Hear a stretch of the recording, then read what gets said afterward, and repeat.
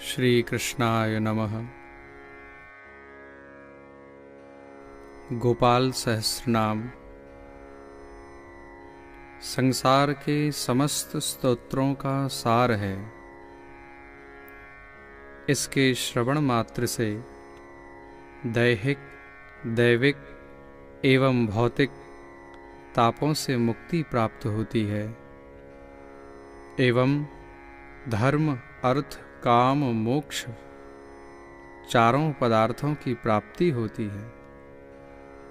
साथ ही जिस घर में नित्य गोपाल सहस्रनाम का श्रवण एवं पाठ होता है, वहाँ रोग, व्याधि, दरिद्रता सभी का सर्वथा नाश होकर स्थिर लक्ष्मी की प्राप्ति होती है। अतः इस अमूल्य निधि को आप सभी के मंगल कामना हेतु जन जन तक पहुँचाने का प्रयास किया गया है, जिसका नित्य श्रवण कर भगवद कृपा का आप सभी लाभ प्राप्त करेंगे, ऐसा हमारा विश्वास है। जय श्री कृष्ण।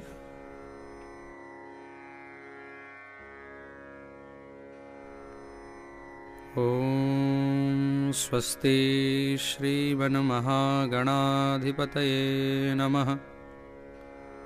ओम श्री सरस्वत्यै नमः। अस्मद् श्री गुरुचरणकमलेभ्यो नमः। ध्येयं सदा परिभवघ्नमभीष्टदोहं तीर्थास्पदं शिवविरिञ्चिनुतं शरण्यम्। भृत्यार्तिहं प्रणतपालभवाब्धिपोतं वन्दे महापुरुषते चरणारविन्दम्। हरे कृष्ण कृष्ण कृष्ण हरे हरे, हरे राम राम राम हरे हरे। हरे कृष्ण कृष्ण कृष्ण हरे हरे, हरे राम राम राम हरे हरे। अथ श्री गोपाल सहस्रनाम स्तोत्रम्।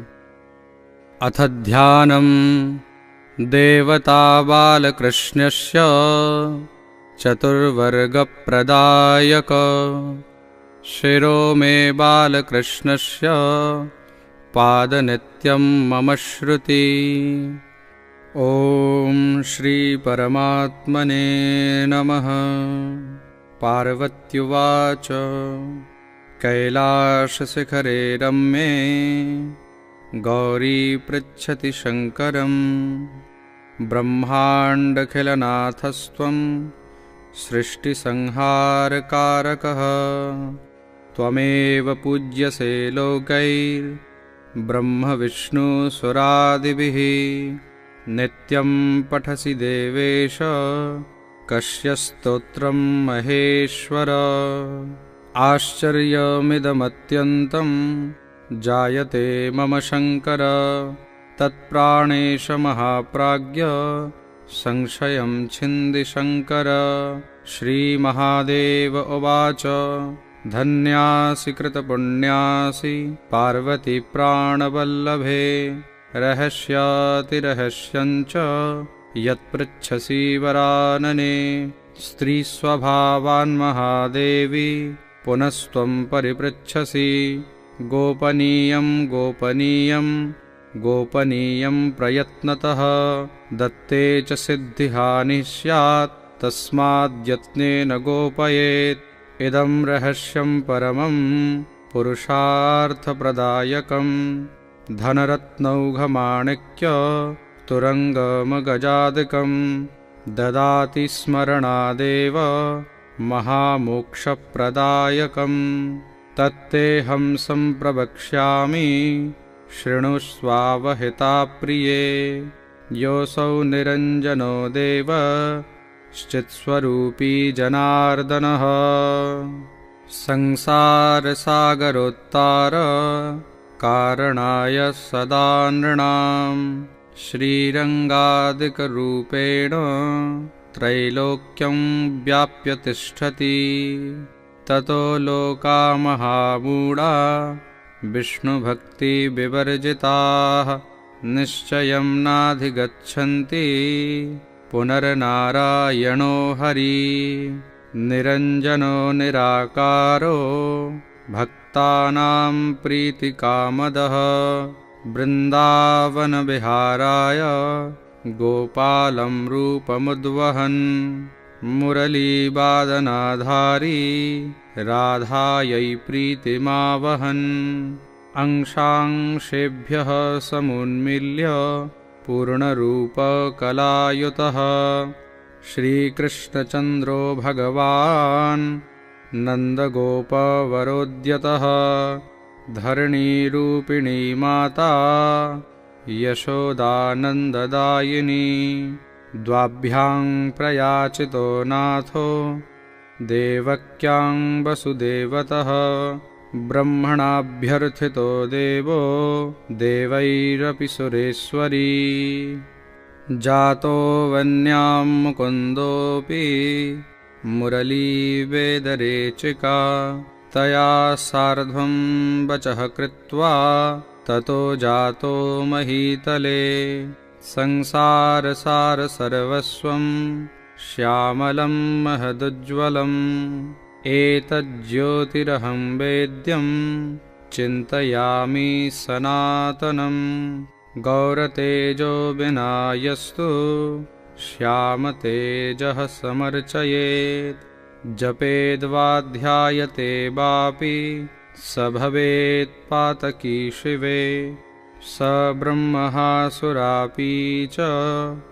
स्वर्णस्तेयी च पञ्चमः एतैर्दोषैर्विलिप्येत तेजो भेदान्महेश्वरी तस्माज्ज्योतिरभुद्वेधा राधा माधवरूपकम् तस्मादिदं महादेवी गोपालेनैव भाषितम् दुर्वाससो मुनिर्मोहे कार्तिक्यां रासमण्डले ततः पृष्टवती राधा सन्देहं भेदमात्मनः निरञ्जनात् समुत्पन्नं मयाधीतं जगन्मयी श्रीकृष्णेन ततः प्रोक्तं राधायै नारदाय च ततो नारदतः सर्वं बिरला वैष्णवास्तथा कलौ जानन्ति देवेशि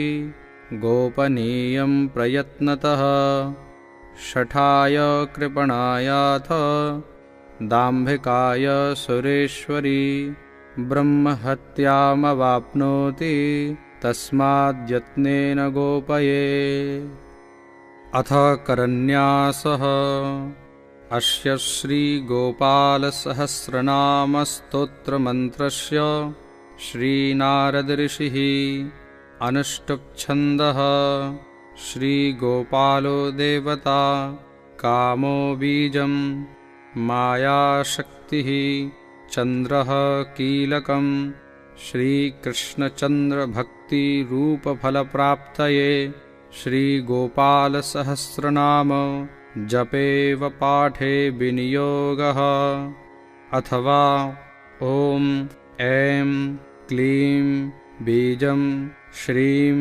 ह्रीं शक्तिः श्रीवृन्दावननिवासः कीलकं श्रीराधाप्रियं परं ब्रह्मेति मन्त्रः धर्मादि चतुर्विध पुरुषार्थ सिद्ध्यर्थे जपे विनियोगः करन्यासः ॐ क्लां अङ्गुष्ठाभ्यां नमः। ॐ क्लीं तर्जनीभ्यां नमः।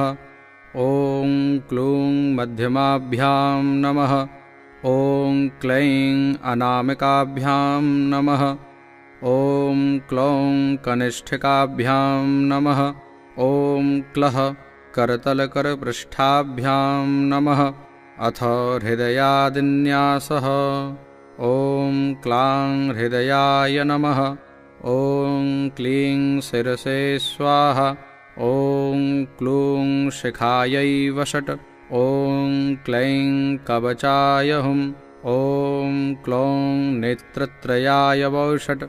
ॐ क्लः अस्त्राय फट्।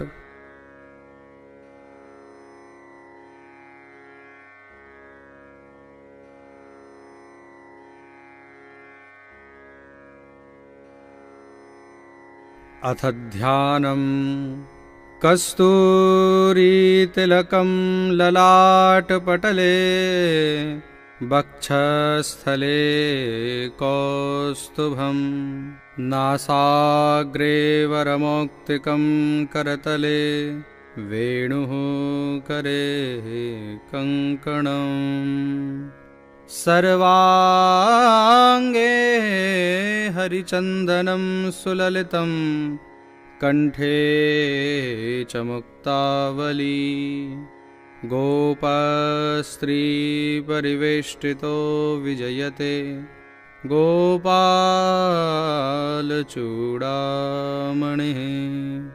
फुल्लेन्दीवरकान्तिमिन्दुवदनं बर्हावतं सप्रियं श्रीवत्साङ्कमुदारकौस्तुभधरं पीताम्बरं सुन्दरं गोपीनां नयनोत्पलार्चिततनुं गोपसङ्घावृतं गोविन्दं कलवेणुवादनपरं दिव्याङ्गभूषं भजे। ॐ नमो भगवते वासुदेवाय। अथ श्रीगोपालसहस्रनामस्तोत्रः प्रारम्भः। ॐ क्लीं देवः कामदेवः कामबीजशिरोमणिः श्रीगोपालो महीपालः सर्ववेदाङ्गपारगः धरणीपालको धन्यः पुण्डरीकः सनातनः गोपतिर्भूपतिः शास्ता प्रहर्ता विश्वतोमुखः आदिकर्ता महाकर्ता महाकालः प्रतापवान् जगज्जीवो जगद्धाता जगद्भर्ता जगद्वसुः मत्स्यो भीमः कुहुभर्ता हर्ता वाराहमूर्तिमान् नारायणो ऋषिकेशो गोविन्दो गरुडध्वजः गोकुलेन्द्रो महाचन्द्रः शर्वरीप्रियकारकः कमलामुखलोलाक्षः पुण्डरीकस्वभावः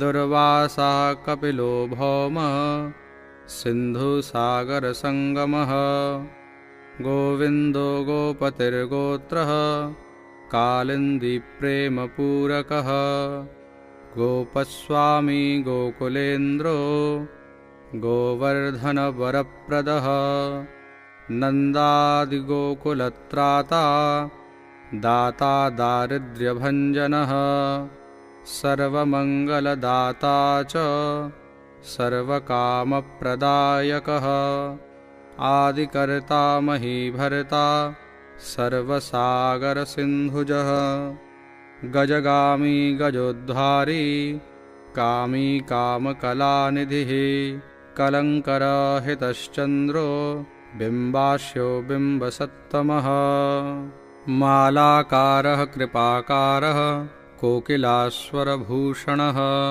रामो नीलाम्बरो देवो हलिदुर्दममर्दनः सहस्राक्षपुरीभेत्ता महामारी विनाशनः शिवः शिवतमो भेत्ता बलारातिप्रपूजकः कुमारी वरदायी च वरेण्यो मीनकेतनः नरो नारायणो धीरो राधापतिरुदारधिः श्रीपतिः श्रीनिधिः श्रीमान् मापतिः प्रतिराजः वृन्दापतिः कुलग्रामी धामी ब्रह्म सनातनः रेवतीरमणो राम चञ्चलश्चारुलोचनः रामायणशरीरोऽयं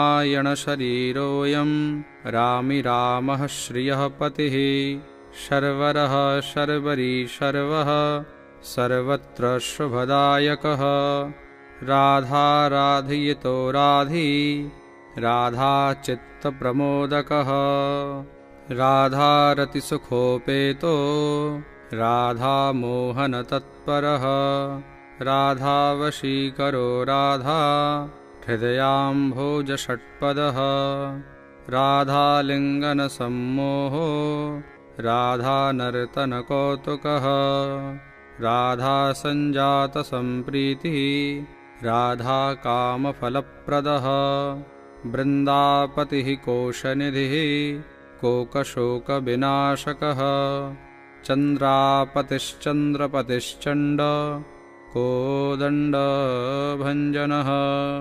रामो दाशरथी रामो भृगुवंशसमुद्भवः आत्मा रामोजितक्रोधो मोहो मोहान्धभञ्जनः वृषभानुर्भवो भावः काश्यपिः करुणानिधिः कोलाहलो हलीहाली हेलीहलधरप्रियः राधामुखाब्जमार्तण्डो भास्करो रविजो विदुः विधिर्विधाता वरुणो वारुणो वारुणिप्रियः रोहिणीहृदयानन्दी वसुदेवात्मजो बली नीलाम्बरो रोहिणेयो जरासन्धवधोमलः नागो नवाम्भो बिरुदो वीरहा वरदो बली गोपथो विजयी विद्वान् शिपिविष्टः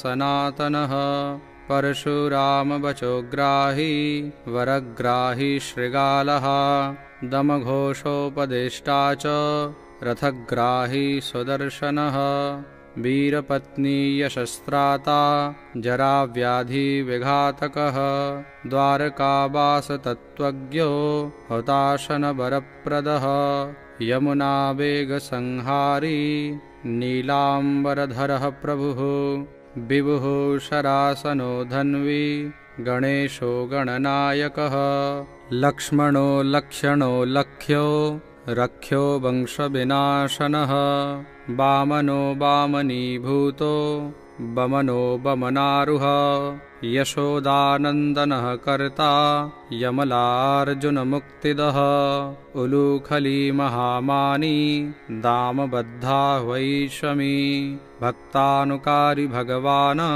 केशवोचलधारकः केशिहा मधुहा मोही वृषासुरविघातकः अघासुरविनाशी च पूतना मोक्षदायकः कुब्जा विनोदि भगवान् कंसमृत्युर्महामखी अश्वमेधो वाजपेयो गोमेधो नरमेधवान् कन्दर्पकोटिलावण्य चन्द्रकोटिसुशीतलः रविकोटिप्रतीकाशो वायुकोटिमहाबलः ब्रह्मा ब्रह्माण्डकर्ता च कमलावाञ्छितप्रदः कमलाकमलाक्षश्च कमलामुखलोलुपः कमलाव्रतधारी च कमलाभः पुरन्दरः सौभाग्यादिकचित्तोऽयं महामायी महोत्कटः तारकारिः सुरत्राता मारीचक्षोभकारकः विश्वामित्रप्रियो दान्तो रामो राजीवलोचनः लङ्काधिपकुलध्वंसी विभीषणवरप्रदः सीतानन्दकरो रामो वीरो वारिधिबन्धनः खरदूषणसंहारी साकेतपुरवासनः चन्द्रावलिपतिः कूलः केशी कंसवधोमरः माधवो मधुहा माध्वी माध्वी को माधवो मधुः मुञ्जाटवीगाहमनो धेनुकारिर्धरात्मजः वंशीवटविहारी च गोवर्धनवनाश्रयः तथा तालवनोद्देशी भाण्डीरवनशङ्खः तृणावर्तकथाकारी वृषभानुसुतापतिः राधाप्राणसमो राधा वदनाब्जमधुव्रतः गोपीरञ्जनदेवज्ञो लीलाकमलपूजितः क्रीडाकमलसन्दोः गोपिकाप्रीतिरञ्जनः रञ्जको रञ्जनो रङ्गो रङ्गीरङ्गमहीरुहः कामः कामारिभक्तोऽयं पुराणपुरुषः कविः नारदो देवलो भीमो बालो बालमुखाम्बुजः अम्बुजो ब्रह्मसाक्षी च योगी दत्तवरो मुनिः ऋषभः पर्वतो ग्रामो नदीपवनवल्लभः पद्मनाभः सुरज्येष्ठो ब्रह्मा रुद्रो हि भूषितः गणानां त्राणकर्ता च गणेशोऽग्रहिलोऽग्रही गणाश्रयो गणाध्यक्षः क्रोडीकृतजगत्त्रयः यादवेन्द्रो द्वारकेन्द्रो मथुरावल्लभोधुरी भ्रमरः कुन्तली कुन्ती सुतरक्षी महामखी यमुना वरदाता च काश्यपस्य वरप्रदः शङ्खचूडवदोद्दामो गोपीरक्षणतत्परः पाञ्चजन्यकरो रामो त्रिरामी वनजो जयः फाल्गुनः फाल्गुनसखो विराधवधकारकः रुक्मिणीप्राणनाथश्च सत्यभामा प्रियङ्करः कल्पवृक्षो महावृक्षो दानवृक्षो महाफलः अंकुशो भूसुरो भामो भामको भ्रामको हरिः सरलः शाश्वतो वीरो यदुवंशी शिवात्मकः प्रद्युन्नो बलकर्ता च प्रहर्ता दैत्यः प्रभुः महाधनो महावीरो वनमाला विभूषणः तुलसीदाम सौभाड्यो जालन्धर विनाशनः शूरः सूर्यो मृकण्डश्च भास्करो विश्वपूजितः रविस्तमोहावर्णिश्च बाणवो बडवानलः दैत्यदर्पविनाशी च गरुडो गरुडाग्रजः गोपीनाथो महीनाथो बृन्दानाथो वरोधकः प्रपञ्चिपञ्चरूपश्च लतागुल्मश्च गोपतिः गङ्गा च यमुनारूपो गोदावृत्रवती तथा कावेरी नर्मदा तापी गण्डकी सरयुस्तथा राजसस्तामसः सत्त्वी सर्वाङ्गी सर्वलोचनः सुधामयो अमृतमयो योगिनी वल्लभः शिवः बुद्धो बुद्धिमतां श्रेष्ठो विष्णुर्जिष्णुः सचीपतिः वंशी वंशधरो लोको विलोको मोहनाशनः रव रावो रवो रावो बालो बालबलाहकः शिवो रुद्रो नलो नीलो लाङ्गलीलाङ्गलाश्रयः पारदः पावनो हंसो हंसारूढो जगत्पतिः मोहिनी मोहनो मायी महामायो महामखी वृषो वृषाकपिः कालः कालीदमनकारकः कुब्जा भाग्यप्रदो वीरो रजकक्षयकारकः कोमुलो वारुणो राजा जलजो जलधारकः हारकः सर्वपापघ्नः परमेष्ठी पितामहः खड्गधारी कृपाकारी राधारमणसुन्दरः द्वादशारण्यसम्भोगी शेषनागफणालयः कामः श्यामः सुखः श्रीदः श्रीपतिः श्रीनिधिः कृतिः हरिर्हरो नरो नारो नरोत्तम इषुप्रियः गोपालिचित्तहर्ता च कर्ता संसारतारकः आदिदेवो महादेवो गौरी गुरुरनाश्रयः साधुर्मधुर्विधुर्धाता भ्राता क्रूरपरायणः रोलम्बी च हयग्रीवो वानरारिर्वनाश्रयः वनं वनी वनाध्यक्षो महावन्द्यो महामुनिः शमन्तकमणिप्राज्ञो विज्ञो विघ्नविघातकः गोवर्धनो वर्धनीयो वर्धनीवर्धनप्रियः वर्धन्यो वर्धनो वर्धी वार्धिन्यः सुमुखप्रियः वर्धितो वृद्धको वृद्धो बृन्दारकजनप्रियः गोपालरमणीभर्ता साम्बकुष्ठविनाशनः रुक्मिणीहरणः प्रेम प्रेमी चन्द्रावलीपतिः श्रीकर्ता विश्वभर्ता च नरो नारायणो बली गणो गणपतिश्चैव दत्तात्रेयो महामुनिः व्यासो नारायणो दिव्यो भव्यो भावुकधारकः श्वः श्रेयसं शिवं भद्रं भावुकं भविकं शुभं शुभात्मकः शुभः शास्ता प्रशास्ता मेघनादः ब्रह्मण्यदेवो दीनानाम् उद्धारकरणक्षमः कृष्णः कमलपत्राक्षः कृष्णः कमललोचनः कृष्णः कामी सदा कृष्णः समस्तप्रियकारकः नन्दो नन्दी महानन्दी मादी मादनकः किली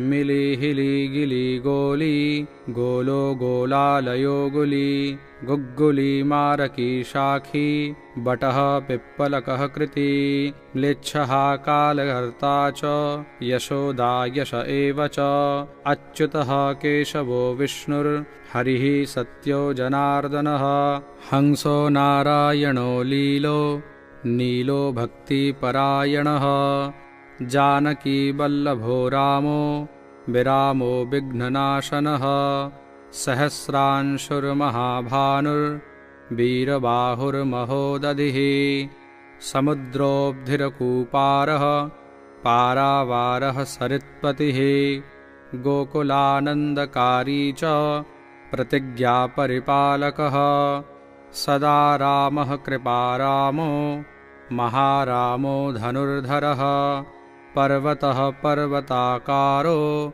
गयो गेयो द्विजप्रियः कम्बलाश्वतरो रामो रामायणप्रवर्तकः द्यौर्दिवो दिवसो दिव्यो भव्यो भावी भयापः पार्वती भाग्यसहितो भ्राता लक्ष्मीविलासवान् विलासी साहसी सर्वी गर्वी गर्वितलोचनः मुरारिर्लोकधर्मज्ञो जीवनो जीवनान्तकः यमो यमादिर्यमनो यामी यामविधायकः बंसुली पांसुली पांसुः पाण्डुरर्जुनवल्लभः ललिता चन्द्रिका माली माली मालाम्बुजाश्रयः अम्बुजाक्षो महायक्षो दक्षश्चिन्तामणिः प्रभुः मणिर्दिनो मणिश्चैव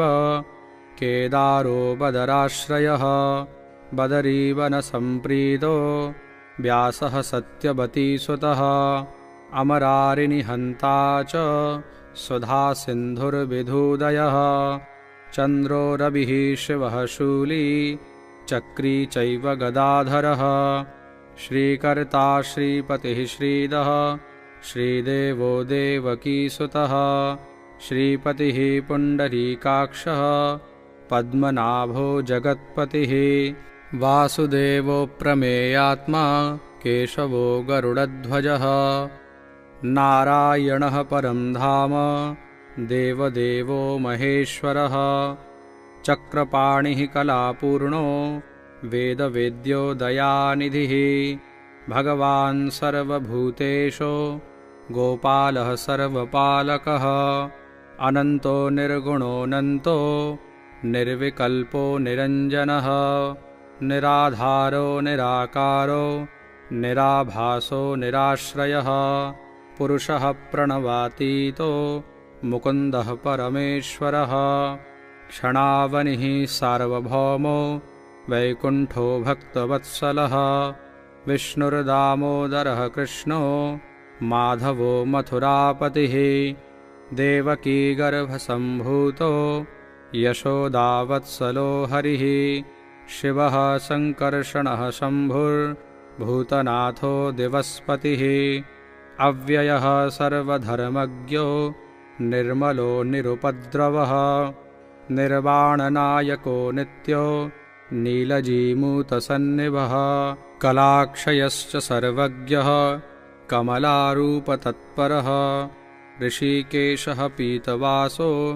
वसुदेवप्रियात्मजः नन्दगोपकुमारार्यो नवनीताशनः प्रभुः पुराणपुरुषः श्रेष्ठः शङ्खपाणिः सुविक्रमः अनिरुद्धश्चक्ररथः शाङ्गपाणिश्चतुर्भुजः गदाधरः सुरातृघ्नो गोविन्दो नन्दकायुधः वृन्दावनचरः शौरिर्वेणुवाद्यविशारदः तृणावर्तान्तको भीमो साहसो बहुविक्रमः शकटासुरसंहारी बकासुरविनाशनः धेनुकासुरसंघातः पूतनारिनृकेश्वरी पितामहो गुरुः साक्षी प्रत्यगात्मा सदाशिवः अप्रमेयः प्रभुः प्राज्ञो अप्रतर्क्यः स्वप्नवर्धनः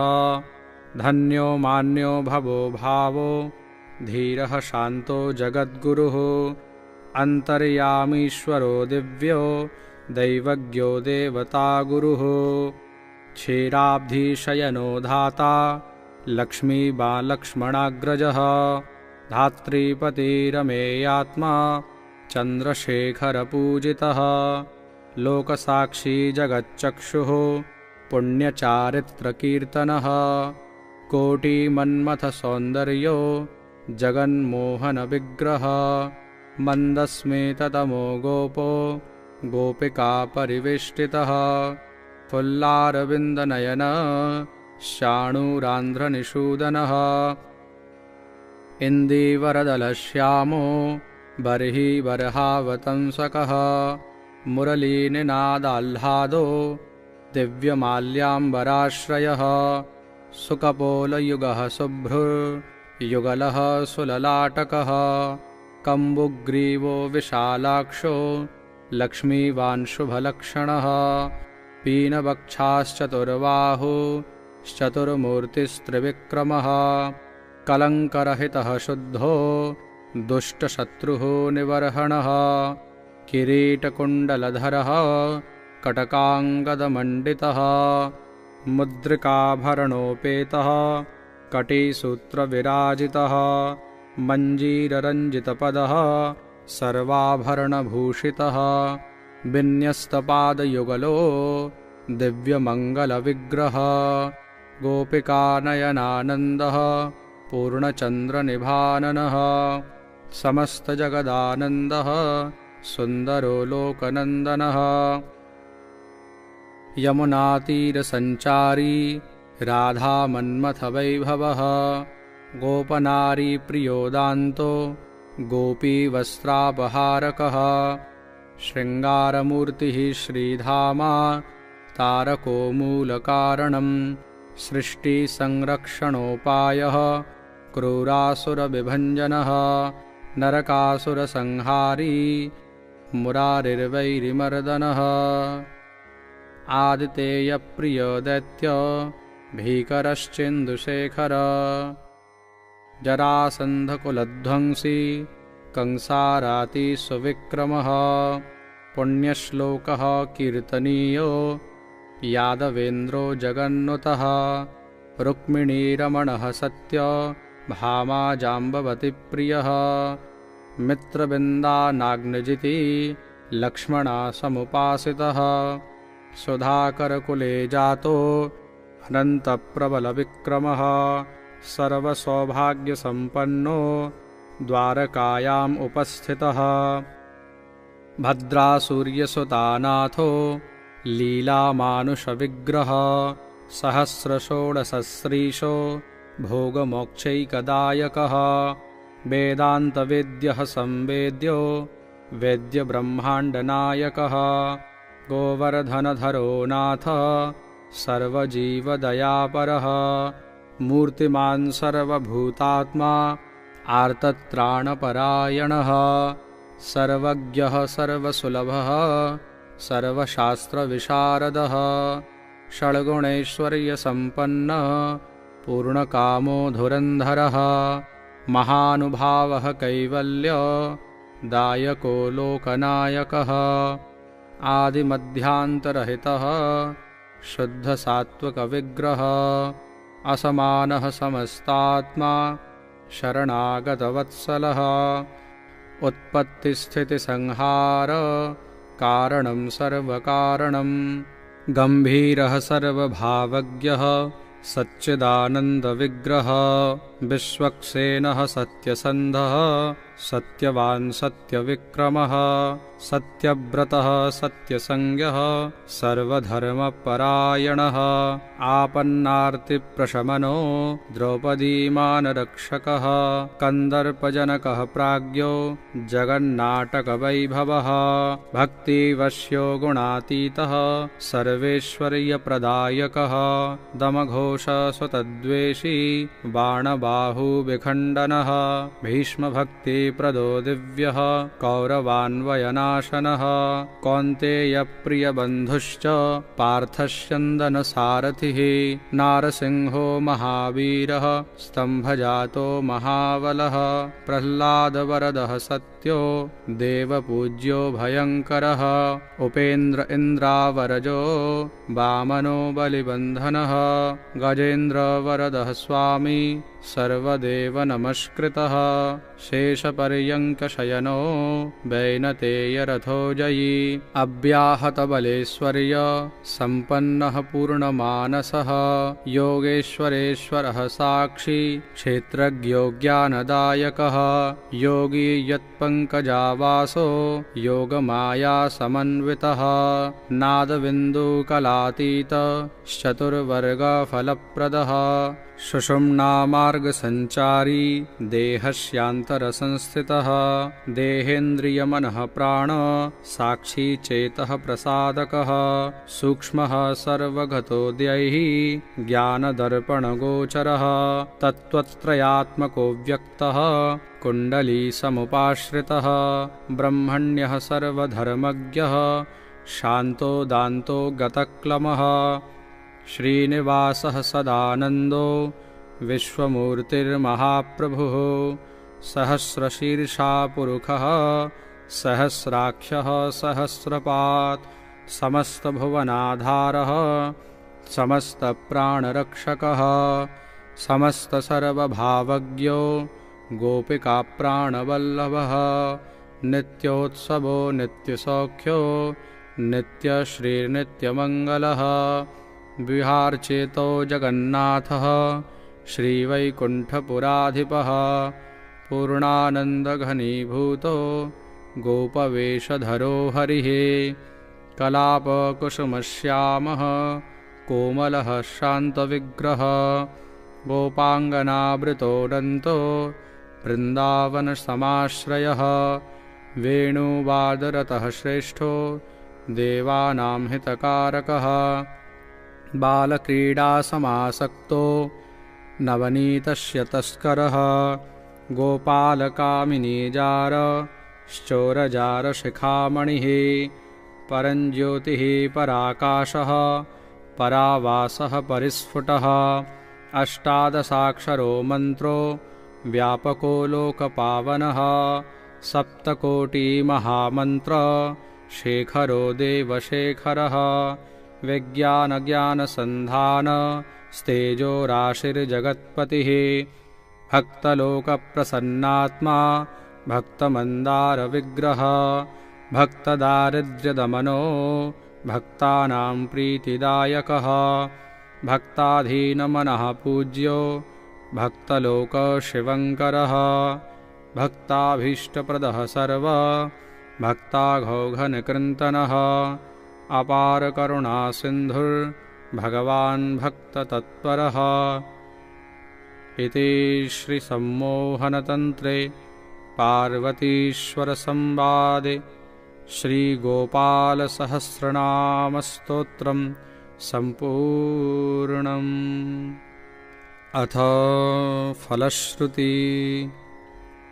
इति श्रीराधिकानाथ सहस्रं नाम कीर्तनं स्मरणात् पापराशीनां खण्डनं मृत्युनाशनं वैष्णवानां प्रियकरं महारोगनिवारणं ब्रह्महत्यासुरापानं परस्त्रीगमनं तथा परद्रव्या अपहरणं परद्वेषसमन्वितं मानसं वाचिकं कायं यत्पापं पापसम्भवं सहस्रनामपठनात् सर्वं नश्यति तत्क्षणात् महादारिद्र्ययुक्तो यो वैष्णवो विष्णुभक्तिमान् कार्तिक्यां सम्पठेद्दात्रौ शतमष्टोत्तरं क्रमात् पीताम्बरधरो धीमान् सुगन्धिपुष्पचन्दनैः पुस्तकं पूजयित्वा तु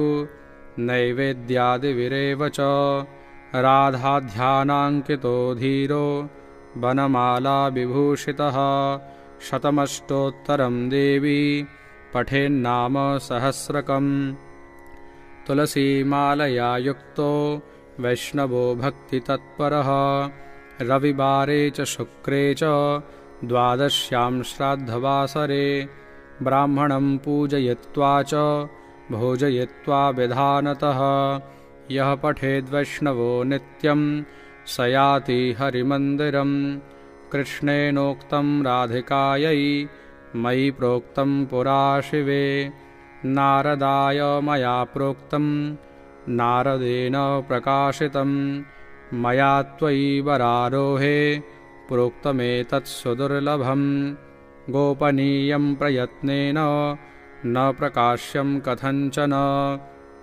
शठाय पापिने चैव लम्पटाय विशेषतः न दातव्यं न दातव्यं न दातव्यं कदाचन देयं शिष्याय शान्ताय विष्णुभक्तिरताय च गोदानब्रह्मयज्ञादेर्वाजपेयशतस्य च अश्वमेधसहस्रस्य फलं पाठे भवेद्ध्रुवम् एकादश्यां नरः स्नात्वा सुगन्धिद्रव्यतैलके आहारं ब्राह्मणे दत्त्वा दक्षिणां स्वर्णभूषणं तत आरम्भकर्तास्मात् सर्वं प्राप्नोति मानवः शतावृतं सहस्रं च यः पठेद्वैष्णवो जनः श्रीवृन्दावनचन्द्रस्य प्रसादात् सर्वमाप्नुयात् यद्गृहे पुस्तकं देवी पूजितं चैव तिष्ठति न मारी न च दुर्भिक्षं नोपसर्गभयं क्वचेत् सर्पादिभूतयक्षाद्या नश्यन्ति नात्र संशयः श्रीगोपालो महादेवी वसे तस्य गृहे सदा गृहे यत्र सहस्रं च नाम्नां तिष्ठति पूजितम्। इति श्रीसम्मोहनतन्त्रे पार्वतीश्वरसंवादे श्रीगोपालसहस्रनाम स्तोत्रस्य माहात्म्यं सम्पूर्णम्। ॐ नमो भगवते वासुदेवाय।